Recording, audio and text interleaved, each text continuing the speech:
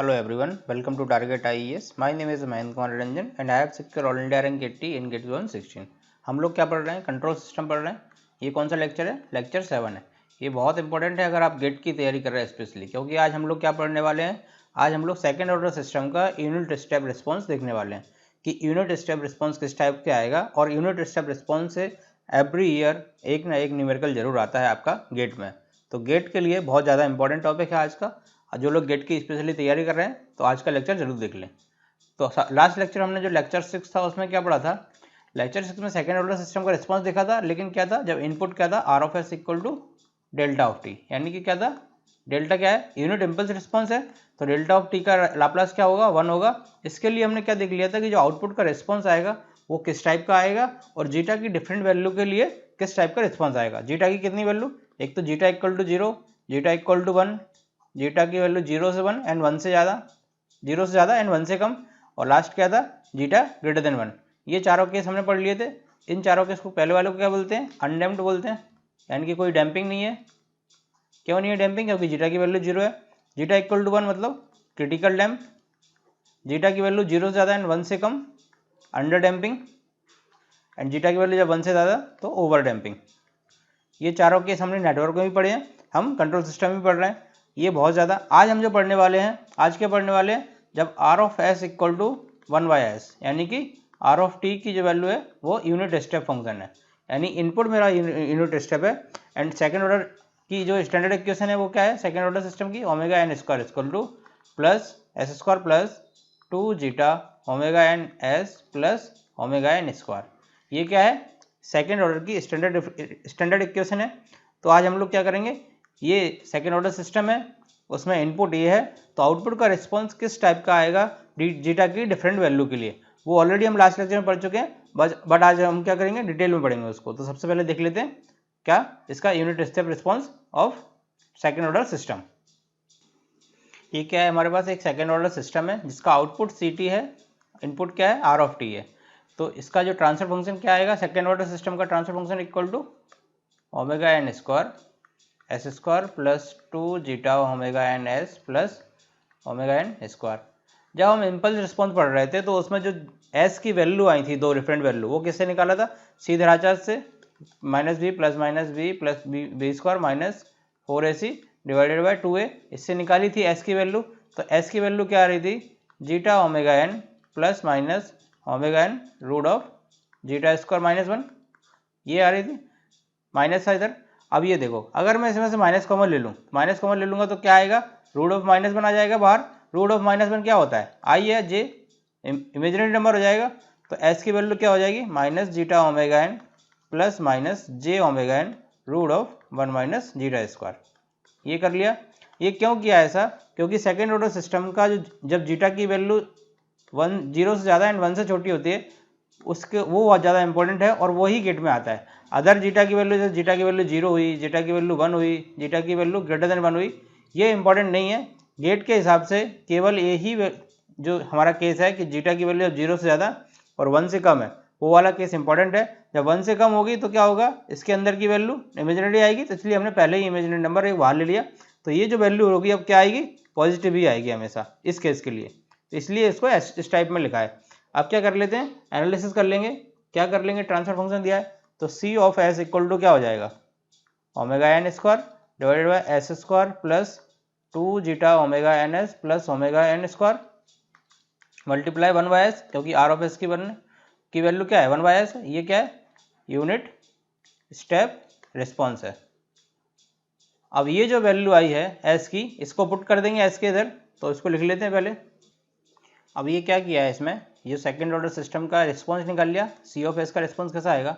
S की क्या value आई है? ये आई है, दो वैल्यू प्लस माइनस है, तो दोनों वैल्यू को इधर पुट कर देंगे, यानी ये पोल्स का लोकेशन आ गया। तो क्या हो जाएगा? एस प्लस ये वैल्यू एस माइनस ये वाली वैल्यू आ जाएगी, तो क्या हो जाएगा? दो पोल्स की लोकेशन आ गया। अभी ये देखो, ये क्या हो गया? ये ए हो गया एंड ये बी हो गया, ये ए हो गया एंड ये बी हो गया, ठीक है। तो क्या हो गया? ए प्लस बी है इधर एंड ये ए माइनस बी है, तो क्या हो जाएगा? A plus B into A minus B equal to कैसे लिख सकते हैं? A square minus B square लिख सकते हैं ये फॉर्मूले से। तो क्या लिखेंगे, इसका जो रिस्पॉन्स फाइनल बनेगा क्या आएगा, सी of S equal to omega N square divided by A square कितना, S plus zeta omega N का स्क्वायर माइनस कितना, J omega N 1 minus zeta square, J का स्क्वायर करेंगे तो क्या हो जाएगा, माइनस माइनस क्या हो जाएगा, प्लस हो जाएगा, तो omega N root of 1 minus zeta square का होल स्क्वायर, इससे मल्टीप्लाई किससे करना पड़ेगा, 1 बाय एस से, तो 1 बाय एस इधर रहेगा। अब इसको क्या करेंगे, ब्रेक कर लेंगे, पार्शियल फ्रैक्शन करने के, तो A by S plus B S plus C divided by ये होल वैल्यू आ जाएगी, और उसको क्या करेंगे, ए बी सी की वैल्यू निकाल लेंगे कंपेयर करके। तो ए बी सी की जब वैल्यू निकाल लेंगे तो वैल्यू क्या आएंगी, उसको लिख लेते हैं डायरेक्ट, आप लोग कैलकुलेट कर लेना। तो ए की जो वैल्यू आएगी माइनस बनाएगी, ए की वैल्यू बनाएगी, बी की वैल्यू माइनस बनाएगी, एंड सी की वैल्यू -2 जीटा ओमेगा एन आएगी। अब क्या पुट कर देंगे तो क्या आ जाएगा, सी of S equal to 1/s minus क्यों, क्योंकि बी की वैल्यू माइनस आई है, माइनस क्या हो जाएगा, बी एस रहा था, बी एस था यहाँ पर, तो एस प्लस कितना 2 zeta omega N divided by क्या करना है, ये होल वैल्यू, तो क्या हो जाएगा, S plus zeta omega N का square plus omega N root of 1 minus zeta square का स्क्वायर। अगर ओमेगा डी इक्वल टू क्या ले लें, omega N root of 1 minus zeta square का होल स्क्वायर, अगर इसको ले लें ओमेगा डी इक्वल टू, तो इसकी जगह क्या ओमेगा डी पुट कर देंगे तो क्या आ जाएगा, सी of S equal to 1/s minus S plus 2 zeta omega N divided by S plus zeta omega N का स्क्वायर प्लस ओमेगा डी। ये समझ गए आप लोग, ओमेगा डी का क्या हो जाएगा, ये ओमेगा डी इक्वल टू इतना लिया तो ओमेगा डी का क्या हो जाएगा, स्क्वायर हो जाएगा, तो ये वैल्यू आ गई। अब ये देखो हमारा कॉस का लाप्लास ट्रांसफॉर्म क्या होता है, S plus S square plus omega N, यही होता है कॉस का। अब ये देखिए इस टर्म को कैसे तोड़ सकते हैं, S plus 2 zeta omega N को क्या लिख देंगे, S plus zeta omega N plus क्या है, जीटा ओमेगा एन, इस टाइप से कर देंगे, 1 प्लस 2 टर्म। अब इसको ब्रेक कर देंगे तो क्या हो जाएगा, सी of S equal to 1/s minus S plus zeta omega N divided by whole term क्या आ जाएगा, S plus zeta omega N का स्क्वायर प्लस ओमेगा डी का स्क्वायर माइनस क्या आएगा, माइनस क्यों आएगा, क्योंकि ये वाला माइनस अंदर मल्टीप्लाई होगा, क्या होगा, zeta omega N divided by S plus zeta omega N plus omega D का स्क्वायर, ये टर्म बन गई। अब इसका क्या कर लेंगे, इन्वर्स लाप्लास निकाल लेंगे, तो इन्वर्स लाप्लास क्या आएगा, ये वाली टर्म कौन सी हो गई, S upon S square plus omega D square, तो एस हो गया तो क्या कॉस का आ गया, और ये वाली टर्म किसकी हो गई, साइन की हो गई, बस जीटा क्या आएगा, बाहर आएगा। समझ गए आप लोग, साइन का क्या होता है Laplace transform, omega N square divided by omega N divided by S square plus omega N square, and cos का S upon S square plus omega N square, ये किसका है, cos theta cos omega N का है, and ये sign omega N का है, ये आप लोग समझ गए।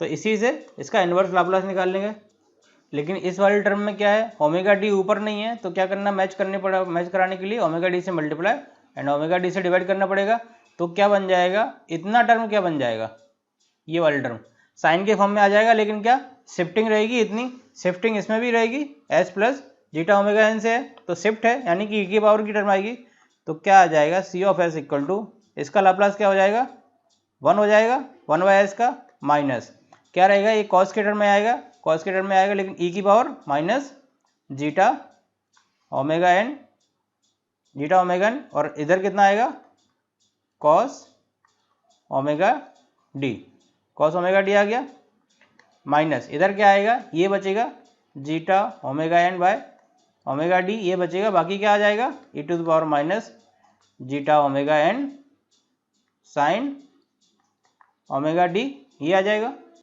तो ये इस टाइप का आ गया, क्या आ गया, ये ओमेगा डी आ गया, and E to the power minus zeta omega N sine omega T इसका।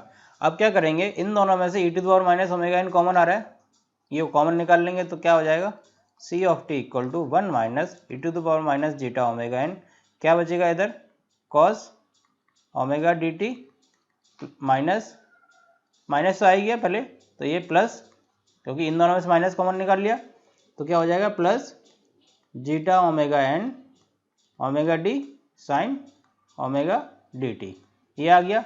अब हमने क्या पढ़ा है कि ओमेगा डी को हमने कितना लिया था, ओमेगा डी इक्वल टू कितना लिया था, omega D equal to omega N 1 minus zeta square, ये लिया था। समझ गए आप लोग, ये लिया था ना हमने जब कैलकुलेट कर रहे थे हम इसका इक्वेशन को।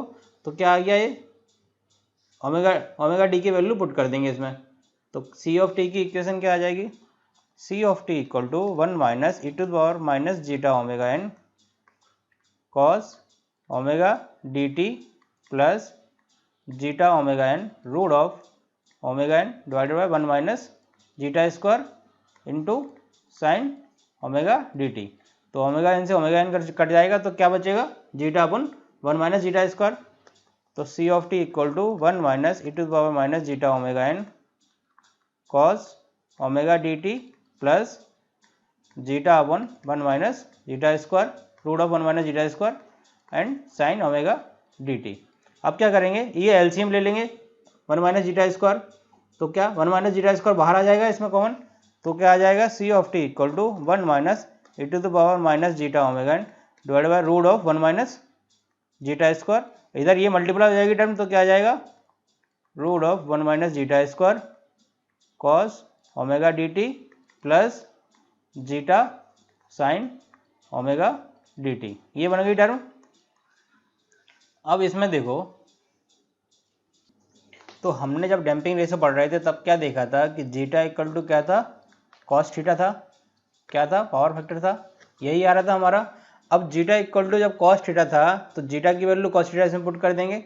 जब जीटा इक्वल टू क्या हो गया, कॉस थीटा हो गया, तो क्या हो जाएगा 1 माइनस जीटा स्क्वायर की वैल्यू क्या हो जाएगी, root of 1 minus cos square theta 1 और sine square theta plus cos square theta क्या होता है, 1 होता है। तो 1 माइनस कॉस स्क्वायर थीटा क्या हो जाएगा, root of sine square theta, तो ये क्या बचेगा साइन थीटा, यानी कि जीटा इक्वल टू इतना 1 minus zeta square equal to sine theta.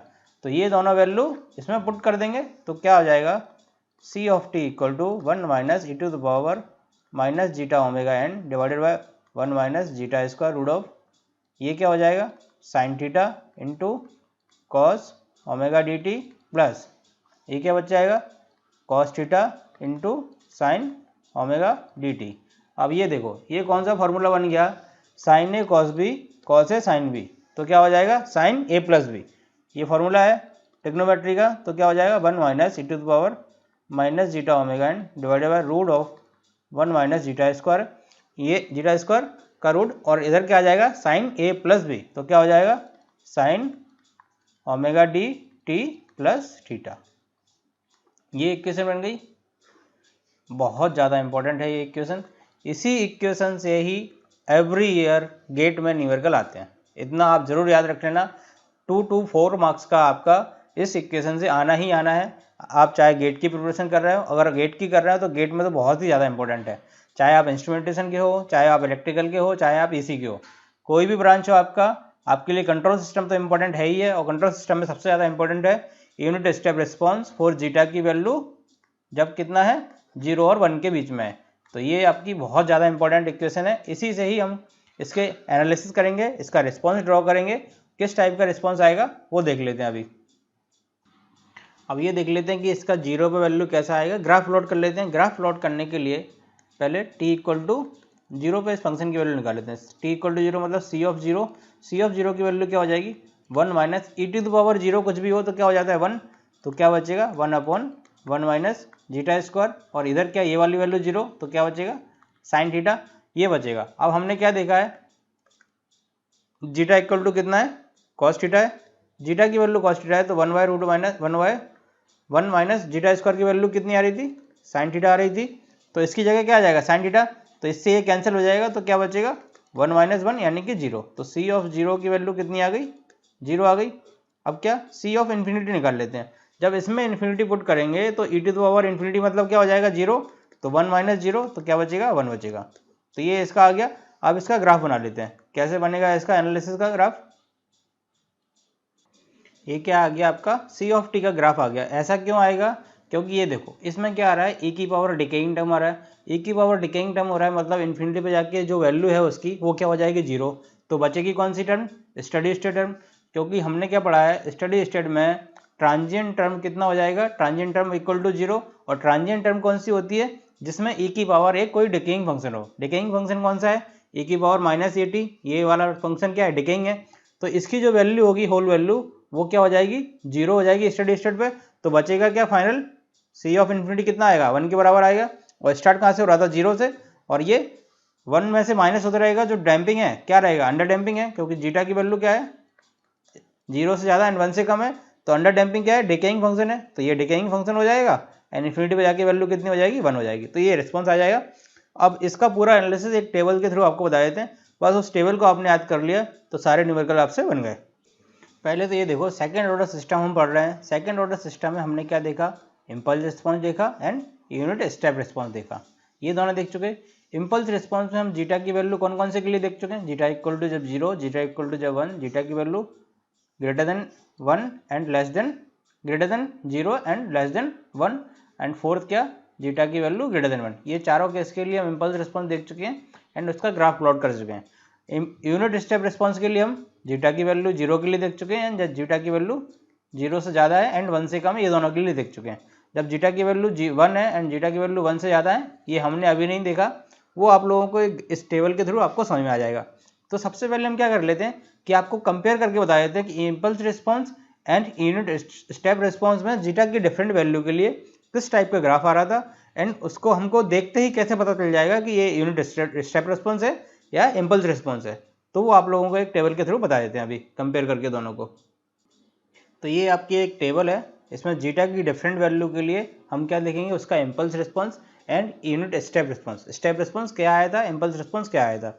जब जीटा की वैल्यू 0 थी तो हमारा आउटपुट का जो रिस्पॉन्स आया था, सी ऑफ टी क्या आया था, omega N sine omega N T, and इसका रिस्पॉन्स क्या आया था, step response C of T equal to 1 minus cos omega N T.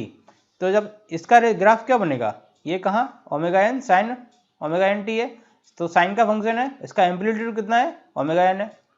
तो साइन का फंक्शन कहाँ, 0 से स्टार्ट होगा एंड डैम्पिंग तो कुछ है ही नहीं, क्योंकि 0, जीटा की वैल्यू क्या है, 0।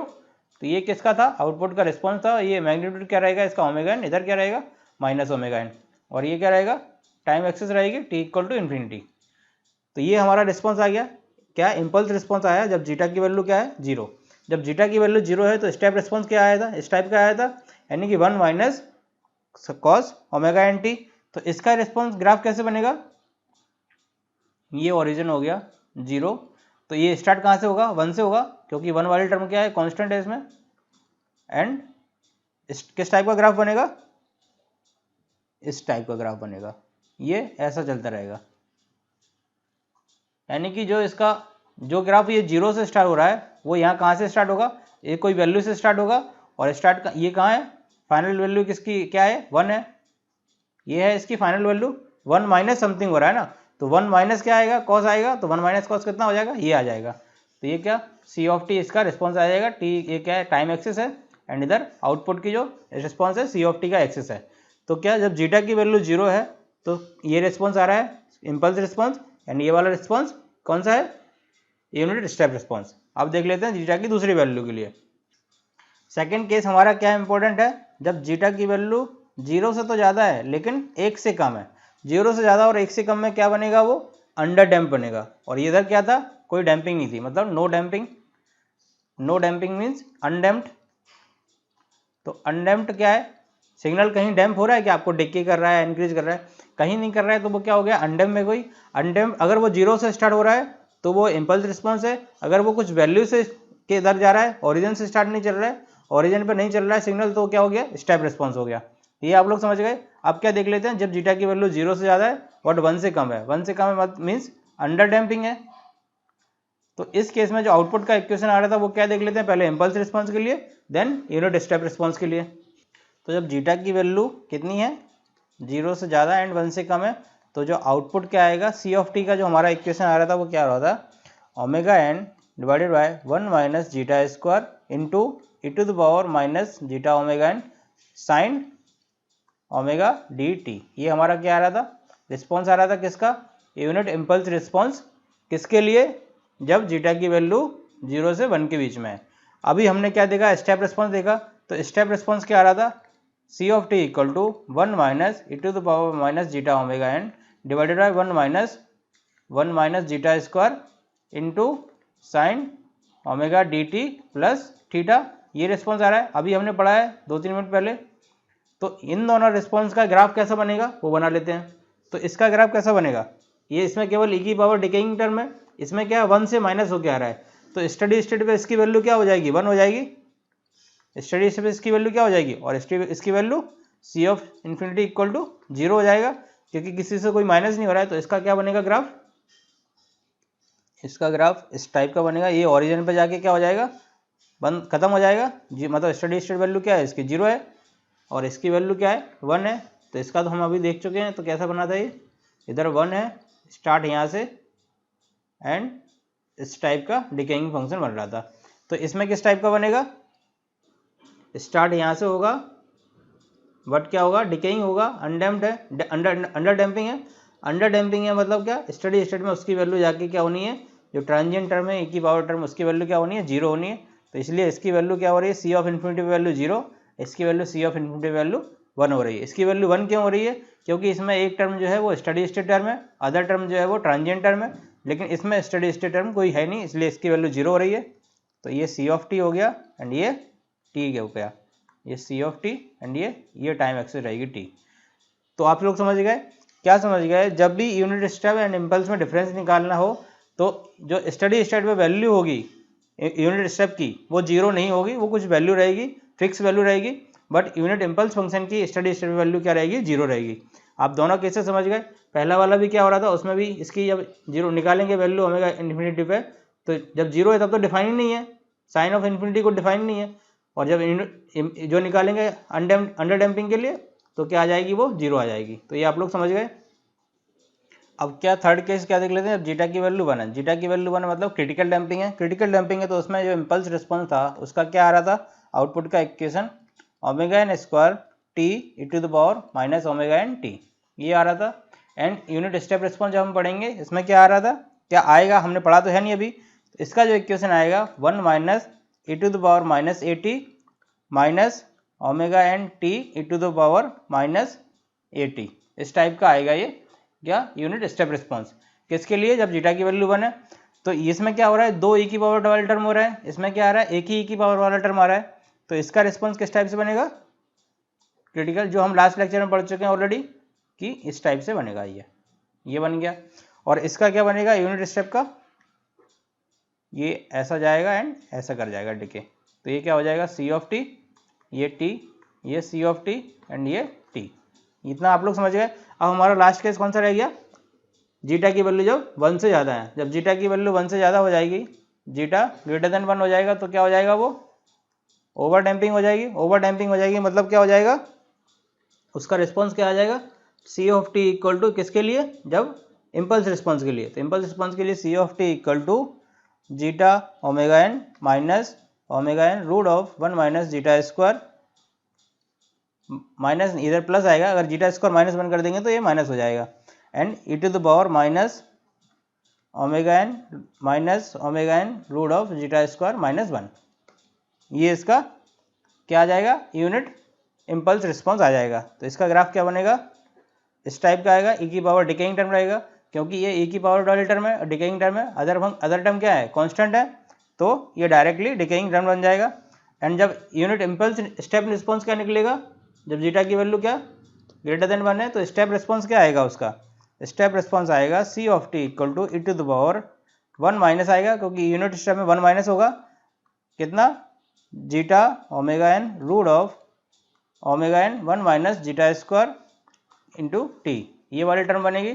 तो क्या हो रहा है, 1 माइनस है, 1 माइनस है तो किस टाइप का आएगा, जो हम लास्ट लेक्चर में ऑलरेडी देख चुके हैं, ये इस टाइप का आएगा। बट टाइम कांस्टेंट क्या रहेगा, ज़्यादा रहेगा, किससे, जो क्रिटिकल में आ रहा था हमारा, क्रिटिकल यानी जब जीटा इक्वल टू 1 था उसका भी सेम रिस्पॉन्स था, बट उसमें कैसा था, इस टाइप से था। ये वाला थोड़ा लेट रिस्पॉन्ड करेगा, स्टडी स्टेट में लेट पहुंचेगा। तो ये आप लोग समझ गए बेसिक डिफरेंस। आप लोगों के लिए सबसे ज़्यादा इंपॉर्टेंट कौन सा फंक्शन है, जब जीटा की वैल्यू 1 से कम है एंड 0 से ज़्यादा है, ये बहुत ज़्यादा इंपॉर्टेंट है, और इसको हमने डिटेल में पढ़ भी लिया है। अब इसके जो फैक्टर हैं, डिले टाइम, पीक टाइम, वो सब निकाल लेंगे अभी। तो ये वाला फंक्शन जो हमारा है ये बहुत ज़्यादा इंपॉर्टेंट है, इसको जरूर याद रखना। और ये वाली इक्वेशन को। ये वाली इक्वेशन कब आ रही? जब जीटा की वैल्यू 0 से ज़्यादा है एंड 1 से कम है, और ये क्या है? यूनिट स्टेप रिस्पॉन्स है। किसके लिए? अंडर डैम्प जीटा के लिए। अब ये देखो हम लोग क्या पढ़ रहे हैं, टाइम रिस्पॉन्स पढ़ रहे हैं, टाइम डोमेन रिस्पॉन्स पढ़ रहे हैं। तो टाइम डोमेन में क्या पढ़ना है हम लोगों का? जो unit impulse response and unit step response ही मेन इंपॉर्टेंट है, क्योंकि हमारा गेट में unit step response and impulse response ही पूछता है। तो हमने सबसे पहले फर्स्ट ऑर्डर सिस्टम पढ़ा था। तो फर्स्ट ऑर्डर सिस्टम में जो पढ़ा था, क्या था? पढ़ा था फर्स्ट ऑर्डर सिस्टम का जो स्टेप रिस्पॉन्स आया था वो क्या आया था? सी of T equal to K 1 minus E to the power minus T by tau U of T. ये आया था हमारा किसका? फर्स्ट ऑर्डर सिस्टम का step response, first order system का यूनिट स्टेप रिस्पॉन्स। ये याद कर लेना आप लोगों को, ये बहुत इंपॉर्टेंट है, रिमेंबर करके ही रखना है इसको। और ये सेकेंड ऑर्डर सिस्टम का क्या आया? सेकेंड ऑर्डर सिस्टम का यूनिट स्टेप रिस्पॉन्स क्या आया? C of T equal to 1 minus E to the power minus zeta omega N divided by root of 1 minus zeta square into sine omega D T plus theta. ये आया। ये कब आया? जब zeta की value कितनी है? 1 से कम है एंड 0 से ज़्यादा है। किसके लिए? अंडर डैम्पिंग के लिए। ये भी आप लोग, ये दोनों तो आप लोगों को याद ही करके ही रखना है। जिसमें के क्या है? के यूनिट स्टेप का क्या है? मैग्नीट्यूड है, एम्पलीट्यूड है। यानी कि ये इस टाइप का यूनिट स्टेप फंक्शन रहता है, तो के इसका ये वैल्यू है कि जो वैल्यू स्टेडी स्टेट पे रहेगा तो वो ये के है। तो k into E to the power minus T by tau, and इसका क्या आ रहा है? सी of T equal to 1 minus E to the power minus zeta omega N 1 divide by root of 1 minus zeta square sine of omega D T plus theta. Theta equal to क्या है? Cos theta equal to क्या होता है? Zeta होता है। तो theta equal to cos inverse zeta. ये जरूर याद रखना, ये आपको पता ही है थीटा इक्वल टू क्या है? Cos inverse zeta. तो ये वाला इक्वेशन एंड ये वाला इक्वेशन आप लोगों को याद रखना है। इसी से ही न्यूमेरिकल बनेंगे, इसी से ही आपके आंसर आएंगे, और इसी से ही हम सारे एनालिसिस करेंगे ग्राफ्स का। अब ये देखो, जब सेकेंड ऑर्डर सिस्टम पढ़ रहे थे तो जीटा इक्वल टू 0 था, तो हमारा क्या आया था? जो रिस्पॉन्स आया था आउटपुट का 1 minus cos omega t, cos omega क्या? D T. ये आया था किसका? आउटपुट का रिस्पॉन्स आया था। कब आया था? जब जीटा की वैल्यू क्या थी? 0। जीटा की वैल्यू 0 थी तो ये ओमेगा एन था, ओमेगा एन टी। जब जीटा की वैल्यू 0 थी तो क्या आया? ये आया। अब ये जो इक्वेशन आया हमारा स्टैंडर्ड, जीटा की वैल्यू 0 से बन के, तो इसमें सबसे पहले अगर हम जीटा इक्वल टू 0 पुट करेंगे तो क्या आएगा? सी of T equal to 1 minus E to the power क्या हो जाएगा? 0 हो जाएगा। Zeta equal to 0 root of 1 minus 0 हो जाएगा into sine omega D T plus theta. Theta equal to क्या है? Cos inverse zeta. और जीटा, जब जीटा की वैल्यू क्या है? 0, तो थीटा इक्वल टू क्या आ जाएगा? 90 डिग्री आ जाएगा। तो इसमें पुट कर देंगे ये वाली वैल्यू, तो सी ऑफ टी इक्वल टू क्या आ जाएगा? सी of T equal to 1 minus इसकी वैल्यू क्या हो जाएगी? 1 हो जाएगी sine omega D T plus 90। Omega D T plus 90 क्या हो जाएगा? क्या हो जाएगा? कॉस हो जाएगा। तो सी of T equal to 1 minus cos omega D T. ये इसका क्या आ गया? आंसर आ गया। तो सेम मैच कर गया जो हमारा उधर आ रहा था। किससे आ रहा था? जब हम जीटा इक्वल टू 0 पुट कर रहे थे। अब कुछ लोग बोलेंगे कि सर ओमेगा डी टी की तो वैल्यू क्या है? इधर ओमेगा डी आ रहा है, इधर ओमेगा एन है। तो ओमेगा डी इक्वल टू क्या होता है? Omega N root of 1 minus zeta square. Zeta की वैल्यू 0 हो गई तो ओमेगा डी इक्वल टू क्या हो जाएगा? ओमेगा एन हो जाएगा। यानी कि सी ऑफ टी की जो वैल्यू आ जाएगी क्या हो जाएगी? 1 minus cos omega N T. यही आ गया। तो ये क्या मैच कर गए दोनों। यानी कि जब जीटा इक्वल टू, तो हमारा जो स्टैंडर्ड इक्वेशन आया था सी ऑफ टी इक्वल टू क्या आया था? सी of T equal to 1 minus E to the power minus zeta omega N divided by 1 minus zeta square क्या? Sine of omega D T plus theta. तो ये वाली equation क्या है? स्टैंडर्ड इक्वेशन आ गई। स्टैंडर्ड इक्वेशन है मतलब इसमें अगर जीटा की वैल्यू 0 पुट करेंगे तो आंसर आ जाएगा। जीटा की वैल्यू 0 से लेकर 1 तक पुट करेंगे तो उसका रिस्पॉन्स हमने निकाल ही लिया है। अब हम किसके लिए देख लेते हैं? जब जीटा इक्वल टू 1 होगा एंड जीटा की वैल्यू ग्रेटर देन 1 होगी तो उस केस में रिस्पॉन्स क्या आएगा वो कैसे निकालेंगे वो भी देख लेते हैं। अब ये देखो मेरे बंधु कि अगर इसमें हमने क्या किया, इसी इक्वेशन में जब जीटा की वैल्यू 0 पुट करके उसका क्या निकाल लिया? अनडैम्प्ड होगा क्या निकाल लिया? रिस्पॉन्स निकाल लिया। एंड जीटा इक्वल टू 0 से 1 के बीच में रख के इसी इक्वेशन से आ गया। क्यों आ गया? अब अदर्स बोलेंगे कि इसमें अगर सर जीटा की वैल्यू 1 कर देंगे तो उसके लिए भी रिस्पॉन्स आएगा, एंड जीटा की वैल्यू ग्रेटर देन 1 पुट कर देंगे तो वो भी आ जाएगा। नहीं आएगा। क्यों नहीं आएगा? क्योंकि हमने जो अभी टेबल पढ़ी थी उसमें क्या देखा था, जो जीटा इक्वल टू 0 था उस केस में क्या आ रहा था, आउटपुट का ग्राफ इस टाइप का आ रहा था। जब जीटा इक्वल टू क्या था, 0 एंड 1 के बीच में था तो क्या आ रहा था, आउटपुट का ग्राफ इस टाइप का आ रहा था। बट जब जीटा इक्वल टू क्या था, 1 था, तो क्या क्रिटिकल टाइम, तो आउटपुट का रिस्पॉन्स किस टाइप का, इस टाइप का आ रहा था। दैट मीन्स इसमें ऑसिलेशन ही नहीं है। ऑसिलेशन नहीं है तो फिर हम इससे नहीं निकाल पाएंगे। इसमें क्या है कि ऑसिलेशन है, ऑसिलेशन है तो ऑसिलेशन जिसमें आ रहे हैं जिस रिस्पॉन्स में, हम उसी को कैलकुलेट कर सकते हैं। तो जब जीटा इक्वल टू 1 है तो क्या होगा, ये इस टाइप का फंक्शन आ जाएगा। जब जीटा की वैल्यू ग्रेटर देन 1 है तो किस टाइप का रिस्पॉन्स आएगा, ये इस टाइप का आएगा, इधर आएगा। यानी कि जो टाइम टेकन रहेगा जीटा इक्वल टू 1 में वो ज़्यादा रहेगा compare to zeta equal to 1 में।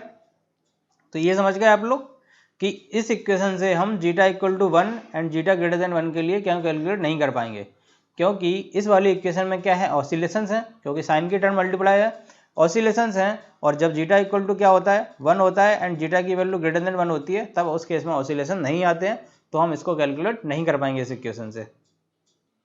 अब क्या देख लेते हैं, टाइम डोमेन पैरामीटर देख लेते हैं। सबसे पहले किसके, फर्स्ट ऑर्डर सिस्टम के लिए देख लेते हैं, देन सेकंड ऑर्डर सिस्टम कर लेंगे। तो फर्स्ट ऑर्डर सिस्टम का यूनिट स्टेप रिस्पॉन्स ये आ रहा था, तो इसका ग्राफ किस टाइप का बन जाएगा, ये कुछ वैल्यू रहेगी के जो स्टेडी स्टेट में रहेगा, एंड ये इस टाइप का ग्राफ बन जाएगा। ये क्या होगा, सी ऑफ टी एंड ये टी। अब सबसे पहले है क्या, टाइम डिले। टाइम डिले क्या होता है, कुछ लोग बोलेंगे सर जो स्टार्ट होने में टाइम डिले वही है, बट टेक्निकल टर्म्स में थोड़ा सा डिफरेंस है। टेक्निकल टर्म में क्या है कि इसका जो आउटपुट का रिस्पॉन्स कितना है, स्टडी स्टेट में कितना जा रहा है, के जा रहा है। तो के तक जो इसको 50% के का अचीव करने के लिए, मतलब k/2 को अचीव करने के लिए जितना टाइम लगेगा, उसको k/2 एम्पलीट्यूड को अचीव करने के लिए जो टाइम लगेगा उसको क्या बोलेंगे, डिले टाइम। तो डिले टाइम का मीनिंग समझ में आ गया ना। क्या आ गया कि कोई फंक्शन है जिसका स्टडी स्टेट पे वैल्यू कुछ है, मान लो x है, तो x/2 तक उसको पहुंचने में जितना टाइम लगेगा वो क्या हो जाएगा, उसका डिले टाइम हो जाएगा। दैट मीन्स अगर आपका फैन चल रहा है, उसका रेगुलेटर पर 5 नंबर पर चल रहा है, कोई भी एक स्पीड है कि फिक्स उसका स्पीड है कि 300 आरपीएम में आएगा, तो 300 का हाफ कितना हो जाएगा, 150 हो जाएगा। तो 150 तक उसको पहुंचने में जितना टाइम लगेगा वो क्या हो जाएगा, उसका डिले टाइम हो जाएगा। क्यों हो जाएगा, क्योंकि प्रैक्टिकल सिस्टम में कुछ डिले टाइम होगा, डायरेक्टली एकदम से जो आपका डिजायर्ड है वो आउटपुट नहीं मिलेगा आपको, टाइम लगेगा उस आउटपुट को पहुंचने में। तो जितना वो टाइम लगेगा हमारा डिजायर्ड है उसका 50% कितना हुआ, उसका आधा, उसके आधे तक पहुंचने में जितना टाइम लगेगा वो क्या हो जाएगा, डिले टाइम हो जाएगा। ये उसकी डिले टाइम की क्या हो गई, डेफिनेशन हो गई। ये डेफिनेशन तो सेम रहेगी चाहे आप फर्स्ट ऑर्डर सिस्टम पढ़ें चाहे आप सेकंड ऑर्डर सिस्टम पढ़ें या कोई भी ऑर्डर का सिस्टम पढ़ें, कोई भी डेफिनेशन तो चेंज नहीं होगी किसी भी सिस्टम की। यानी कि डिले टाइम हुआ, पीक टाइम हुआ, वो सब तो सेम ही रहेंगे डेफिनेशन, बट फॉर्मूले चेंज हो जाएंगे। क्यों हो जाएंगे चेंज, क्योंकि उनका ऑसिलेशन एंड रिस्पॉन्स चेंज हो जाएगा, तो उस हिसाब से फॉर्मूले भी चेंज हो जाएंगे। तो वो देख लेते हैं अभी फर्स्ट ऑर्डर सिस्टम के लिए डिले टाइम क्या होगा। अब ये देखो क्या हो रहा है, टाइम डिले टाइम की आपको डेफिनेशन पता चल गई। तो क्या k/2 तक एम्पलीट्यूड तक पहुंचने के लिए उसको कितना टाइम लग रहा है, वो क्या हो जाएगा, td हो जाएगा। यानी कि t इक्वल टू td हो जाएगा, जो टाइम हमारा यहाँ दिया है। तो इसमें जो आउटपुट हमारा रिस्पॉन्स आ रहा है उसमें पुट कर देते हैं इसको, तो आपका एक फॉर्मूला निकल जाएगा td का। तो क्या हो गया, c ऑफ t की वैल्यू कितनी हो रही है, k/2 हो रही है। कितना है इसका रिस्पॉन्स, क्या आ रहा है, k into 1 minus E to the power minus td हो जाएगा t की जगह, एंड ये क्या हो जाएगा, टाउ, टाइम कांस्टेंट। तो k से ये कैंसिल, तो क्या बचेगा, half equal to 1 minus E to the power minus T by tau. इसको इस साइड ले जाएंगे तो क्या हो जाएगा, ई to the power minus T by tau equal to 0.5, ये बचेगा 0. टी डी हो जाएगा, ये टी डी रहेगा। अब इसमें क्या करेंगे, लॉग ले लेंगे दोनों साइड, तो लॉग ले लेंगे तो क्या हो जाएगा, T D by tau equal to log of 1/2, और क्या आ जाएगा, तो टी डी की वैल्यू आ जाएगी टाउ मल्टीप्लाई लॉग ऑफ 1/2, ये हो जाएगा टी डी की वैल्यू। ये किस पर डिपेंड कर रही है, टाउ पर डिपेंड कर रही है। इसका ये क्या हो जाएगा, ये तो वैल्यू क्या आएगी, कांस्टेंट आएगी, कुछ भी आएगी, जो भी आएगी। जब लॉग लेंगे तो ये वाली टर्म माइनस इधर रहेगी, ये माइनस में आएगा। तो क्या आ जाएगा, minus T D equal to tau log of 0.5। Log of 0.5 की वैल्यू क्या होती है, लॉग 0.5 इक्वल टू माइनस 0.639। तो क्या आ जाएगा इसकी वैल्यू, टी डी की वैल्यू इससे मल्टीप्लाई हो जाएगी। तो T D equal to 0.639 multiply by tau, ये क्या आ गया इसका फॉर्मूला आ गया। किसके लिए आया ये? फर्स्ट ऑर्डर सिस्टम के लिए आया। यानी कि time constant multiply by log 2 की वैल्यू कितनी है? log 0.5 की वैल्यू है 0.639। तो ये हमारा फॉर्मूला निकल गया। आपको अगर डेफिनेशन पता है और रिस्पॉन्स पता है तो आप कोई भी फॉर्मूला ड्राइव कर सकते हैं। आपको ज़रूरत नहीं है ये सब याद करने की, लेकिन आप याद कर लेंगे तो आपका टाइम बचेगा बस, और कुछ नहीं है। तो क्या हो गया? टी डी की वैल्यू 0.639 इंटू टाउ। ये किसके लिए है? फर्स्ट ऑर्डर सिस्टम के लिए है। क्या है ये? डिले टाइम है। Delay time 0.639 into tau. तो ये पहली टर्मिनोलॉजी हमारे क्या हो गया? डिले टाइम हमारा निकल गया। अब क्या है? Rise time. राइज टाइम क्या होता है? राइज टाइम हमारा क्या होता है कि कोई एक सिस्टम है, जैसे आपका फैन है, फैन का कितना स्पीड है? 200 स्पीड है आरपीएम, इसका हमारा डिजायर्ड जो है। तो उसका स्टार्टिंग कहाँ से? 10% से कोई रिस्पॉन्स है उसका। तो उसका रिस्पॉन्स अगर इस टाइप का आ रहा है, जो फर्स्ट ऑर्डर सिस्टम का हमारा रिस्पॉन्स है कि ये वैल्यू के है और यहाँ से स्टार्ट हुआ और यहाँ तक जा रहा है, के तक जा रहा है, तो इसको 10% से 90% तक पहुँचने में जो टाइम लगेगा, यानी कि 10% से 90% तक पहुँचने में जो टाइम लगेगा वो क्या हो जाएगा? राइज टाइम हो जाएगा। राइज टाइम क्या हो गया? कोई एक सिस्टम है, उसका रिस्पॉन्स है, तो उसके रिस्पॉन्स को 10% से 90% तक पहुँचने में स्टार्टिंग कहाँ से होगा? 10 से होगा, 0 से नहीं होगा, यहाँ से स्टार्ट नहीं होगा, ये 10 से स्टार्ट होगा एंड 90% तक पहुँचने में जो टाइम लगेगा वो क्या हो जाएगा? टी आर हो जाएगा। आप लोग समझ गए? यानी कि कितना टाइम स्पेंड हो गया है? 90% value of steady state value minus of 10% value. तो ये कि वो लगेगा इतना टाइम में, उसको क्या लगेंगे हम? राइज टाइम बोलेंगे, यानी कि टी आर बोलेंगे। तो अभी ये हमारा क्या है? सेकेंड ऑर्डर सिस्टम का ग्राफ है। फर्स्ट ऑर्डर सिस्टम का ग्राफ है, क्या था? सी ऑफ टी इक्वल टू के into 1 minus E to the power minus T by tau, ये आ रहा है। तो अभी राइज टाइम क्या है? 10% से 90% तक वैल्यू जाने में जो टाइम लग रहा है वो क्या हो जाएगा? राइज टाइम हो जाएगा। मान लो 10% तक जाने में कितना? t1 टाइम लग रहा है और 90% तक जाने में t2 टाइम लग रहा है। तो राइज टाइम क्या हो जाएगा? T R t2 minus t1 हो जाएगा। समझ में गया? समझ गए आप लोग? क्यों हो जाएगा? क्योंकि t1 टाइम को हमको कंसिडर ही नहीं करना है। जो t1 लग रहा है, t1 से इतने जाने में लग रहा है जो टाइम, वो क्या होगा? टी आर होगा, राइज टाइम। यानी कि 10% से 90% तक जाने में जो टाइम लग रहा है वैल्यू को, वो क्या हो जाएगा? टी आर हो जाएगा, यानी कि राइज टाइम हो जाएगा। तो टी आर की वैल्यू क्या हो जाएगी? t2 minus t1। इस वाले टाइम को माइनस करना पड़ेगा टोटल में से। तो टोटल अगर t2 है तो इस वाले टाइम को माइनस कर देंगे तो क्या हो जाएगा? t1 हो जाएगा। तो अब हम इससे क्या निकाल लेंगे? फॉर्मूला निकाल लेंगे। कैसे निकालेंगे? जब पहले t1 के निकालेंगे तो t1 के लिए c of t1 equal to K 1 minus E to the power minus t1 by tau. तो c ऑफ t1 की वैल्यू क्या है? 0.1 के। तो 0.1 K 1 minus E to the power minus t1 by tau. तो इससे आप कैलकुलेट करेंगे तो जो t1 की वैल्यू आएगी, t1 इक्वल टू आएगा 0.105 टाउ। एंड सेम आप t2 के लिए कैलकुलेट करेंगे, क्या हो जाएगा? c of t2 equal to के into 1 minus E to the power minus t2 by tau. तो t2 की वैल्यू क्या है? 0.9 के है, इक्वल टू के into 1 minus E to the power minus t2 by tau. जब आप इसको कैलकुलेट सॉल्व करोगे तो जो t2 की वैल्यू आएगी वो आएगी 2.3025 टाउ। ये आ गया। t1 t2 आ गया। t1 t2 आ गया तो हमारा राइज टाइम क्या है? T R equal to t2 minus t1, यानी कि 2.3025 टाउ माइनस 0.105 टाउ। ये हो गया। इसको माइनस कर देंगे तो किसकी? टी आर की वैल्यू आ जाएगी। तो जो टी आर इक्वल टू क्या आ जाएगा? ऑलमोस्ट लगभग equal to 2.2 of tau. T R की वैल्यू आ गई। हमारा टी डी की वैल्यू क्या आई था? डिले टाइम की। डिले टाइम कितना था? अभी निकाला जो हमने 0.639। ये 639 होता है, गलत हो गया बाय मिस्टेक। लॉग 0.5 की वैल्यू 0.693 होती है। आप कैलकुलेट कर लेना, इतना ही आता है। वो 639 बाय मिस्टेक लिख गया है, तो उसको कैलकुलेट सही कर लेना। क्या है? 0.693 ऑफ टाउ। ये आपका क्या आ गया? डिले टाइम आ गया। ये क्या आ गया? राइज टाइम आ गया। राइज टाइम हो गया एंड ये डिले टाइम हो गया। अभी हम इतना याद रखना, जो भी ये कैलकुलेट कर रहे हैं वो किसके लिए कर रहे हैं? फर्स्ट ऑर्डर सिस्टम के लिए। गलती से भी इन फॉर्मूलों को सेकंड ऑर्डर सिस्टम में नहीं लगा देना, अदरवाइज आपका पूरा का पूरा सिस्टम ही गड़बड़ा जाएगा, पूरा आंसर गलत आ जाएंगे। और जो आपके आंसर आएंगे वो ऑप्शन में जरूर मिल जाएंगे आपको, इतना जरूर बता रहे हैं, क्योंकि उनको पता है कि क्या मिस्टेक होती है, क्या लोग बाग silly mistake and calculation mistake करते हैं, वो ऑप्शन आपको जरूर मिल जाएगा। तो क्या हो गया, टी आर की वैल्यू इतनी आ गई 2.2 ऑफ टाउ, टी डी की वैल्यू 0.693 टाउ। तो ये क्या हो गया हमारा, ये राइज टाइम हो गया, ये क्या हो गया, डिले टाइम हो गया। किसके लिए हो गया, फर्स्ट ऑर्डर सिस्टम के लिए। तो अभी थर्ड जो पैरामीटर है क्या है, सेटलिंग टाइम। सेटलिंग टाइम क्या होता है कि जो आउटपुट का रिस्पॉन्स आ रहा है उसका जो स्टेडी स्टेट वैल्यू है के, उसको आउटपुट का रिस्पॉन्स क्या है, सी ऑफ टी इक्वल टू के into 1 minus E to the power minus T by tau, ये आ रहा है। तो सी ऑफ इन्फिनिटी पे इसकी वैल्यू क्या आ रही थी, के आ रही थी, हमने निकाल के देख लिया था।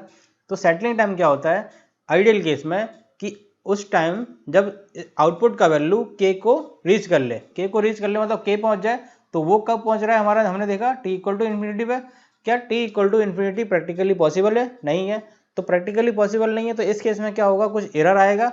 तो एरर का कुछ बैंड दिया रहेगा आपको, कितना बैंड दिया रहेगा, या तो 0% एरर होगा, या 2% एरर होगा, या 3% एरर होगा, या 5% एरर होगा। तो ये क्या होगा, ये जो आ रहा है इसका रिस्पॉन्स ये आ रहा है, तो ये जो हो गया इतना, ये क्या हो गया, एरर बैंड हो गया। तो एरर बैंड आपको एग्जाम में दिया रहेगा कि इतना % एरर बैंड है।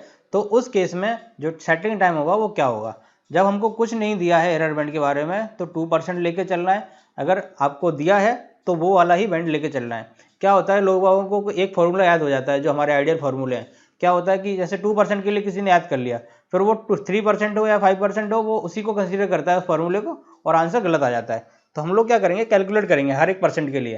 तो आप लोगों को भी क्या है, रटना नहीं है, समझना है। कैसे समझना है कि अगर बैंड 0% दिया है तो क्या होगा, 2% दिया है तो क्या होगा, बैंड अगर 3% दिया है तो क्या होगा, एंड 5% दिया है तो क्या होगा। 0% दिया है मतलब उसके बीच में एरर कितनी है, 0, यानी कि आउटपुट 100% स्टडी स्टेट को रीच कर जाएगा। 2% गैप है मतलब गैप है तो क्या हो गया, आउटपुट कितना 98% रीच करेगा किसकी, स्टडी स्टेट वैल्यू को। ये 2% का मतलब है।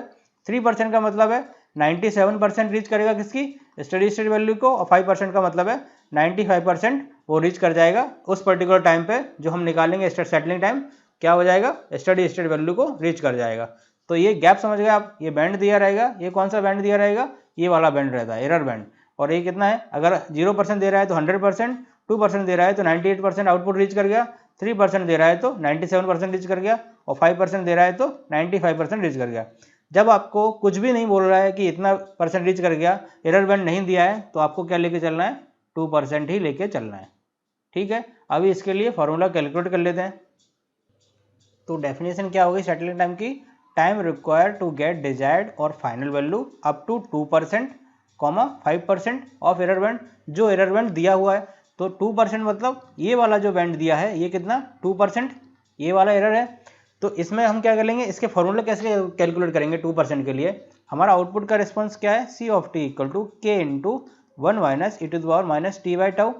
तो अब क्या हो रहा है, 2% एरर बैंड है मतलब 98% पहुंच रहा है वो के की वैल्यू तक, 98% पहुंच रहा है मतलब c of T equal to क्या हो जाएगा, 0.98 के इक्वल टू के into E to the power k into 1 minus E to the power minus क्या हो जाएगा, टी एस हो जाएगा settling time divided by tau. तो क्या हो जाएगा, के से के कैंसिल, तो क्या बचेगा 0.98 equal to 1 minus E to the power minus T S by tau. तो क्या हो जाएगा, ई to the power minus T by tau equal to, ये इधर चला जाएगा तो क्या बचेगा 0.02 ये बचेगा। इसको लॉग ले लेंगे तो क्या, ये टी एस की वैल्यू आ जाएगी। जब आप कैलकुलेट करके निकालोगे तो जो टी एस की वैल्यू आएगी वो ऑलमोस्ट 4 टाउ आएगी।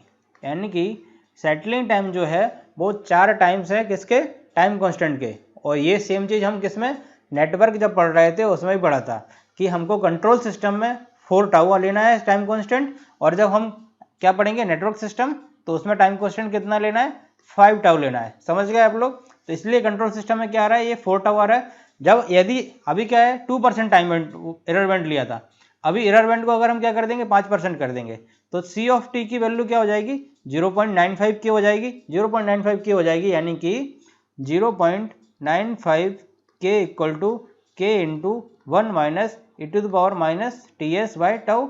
तो क्या हो जाएगा, ये कैंसिल हो जाएगा के से के, तो e to the power minus T S by tau equal to कितना बचेगा, 0.05 ये बचेगा। और इसका लॉग ले लेंगे तो इसमें टी एस का वैल्यू आ जाएगा। तो आप लॉग लेके जब करेंगे तो टी एस की वैल्यू जो आएगी वो ऑलमोस्ट इक्वल टू 3 टाउ आएगी। समझ गए आप लोग। अगर आपको एग्जाम में टाइम बैंड नहीं दिया है, एरर बैंड नहीं दिया है, तो आपको 2% वाला ही लेके करना है। जब एरर बैंड दिया है तो आपको कैलकुलेट करना है टी एस की वैल्यू क्या आएगी, वो इस फॉर्मूले से कैलकुलेट करेंगे। अगर फर्स्ट ऑर्डर सिस्टम है, क्या है फर्स्ट ऑर्डर सिस्टम का response, k into 1 minus E to the power minus T by tau. इसमें t इक्वल टू क्या हो जाएगा, टी एस हो जाएगा। एंड जो c ऑफ t की वैल्यू है जो बैंड दिया हुआ है, अगर 3% दिया है तो 0.97 k। तो लोग बाग क्या करते हैं, उनको केवल ये वाला फार्मूला तो याद रहता है और उनको पता ही नहीं कि कैलकुलेट कैसे किया है, वो वाले फार्मूले को कैलकुलेट कैसे किया है वो पता नहीं। तो उन लोगों के लिए अगर 2% का आ गया तो वो इजीली कर लेंगे। अगर 3% या 5% एरर बैंड दे दिया तो उनका आंसर गलत ही आएगा। क्यों आएगा गलत, क्योंकि वो फार्मूला ही गलत लगा रहे हैं। क्या रहेगा जब 5% आ जाएगा, 5% रहेगा तो टी एस की वैल्यू जो आएगी सेटलिंग टाइम 3 टाउ आएगा। ये आप लोग समझ गए। बेसिक्स है ना, बेसिक क्लियर होना चाहिए आपका। बेसिक्स क्लियर है तो आपको समझ में आएगा कि हाँ क्या करना है और क्या नहीं करना है। क्या करने से ज़्यादा इंपॉर्टेंट क्या है कि क्या नहीं करना है। इससे अच्छा तो आप क्वेश्चन छोड़ दो, गलत करने से अच्छा क्या होगा, क्योंकि आपका माइनस मार्क तो नहीं होगा कम से कम। तो इसलिए उसी क्वेश्चन को अटेम्प्ट करना है जिसमें आप श्योर हो। एटलीस्ट 50% तो आपको पता होना चाहिए कि हाँ इसमें ये होगा। 50% पता है मतलब आप 2 ऑप्शन तो ऐसे ही हटा दोगे। 2 ऑप्शन आपने हटा दिए तो 2 ऑप्शन में आप अपना लक भी ट्राई कर सकते हो। अगर आपने 2 ऑप्शन हटा दिए तो मेरे हिसाब से तो वो क्वेश्चन करना चाहिए आपको, क्योंकि 2 ऑप्शन आपने हटा दिए तो 2 ऑप्शन में आपका क्या है, 2 में से कोई एक आंसर होगा, लेकिन वो 2 में से आपका एक आंसर होना ही चाहिए, ऐसे ऑप्शन हटाना आप। इसलिए क्या बेसिक आपका क्लियर है तो आप 2 ऑप्शन तो आप ऐसे ही इजीली हटा देंगे और 2 में से एक आपका आंसर हो जाएगा। तो जिसका अगर ये बेसिक क्लियर होगा तो वो 2% वाला फॉर्मूला लगाएगा, नहीं लगाएगा हर जगह। और जिसका बेसिक क्लियर नहीं होगा, उसको पता ही नहीं होगा क्या होता है सेटलिंग टाइम कैसे निकलता है, तो उनको क्या है ये फॉर्मूला रटना है, 4 टाउ हो गया और वो हर जगह एक ही फॉर्मूला लगाएंगे। तो अभी क्या है, हमने क्या क्या पढ़ लिया फर्स्ट ऑर्डर सिस्टम के लिए। डिले टाइम पढ़ लिया, डिले टाइम आ गया, कितना आया था, T D equal to 0.693 tau. उसके बाद क्या पढ़ा हमने, सेटलिंग टाइम हो गया।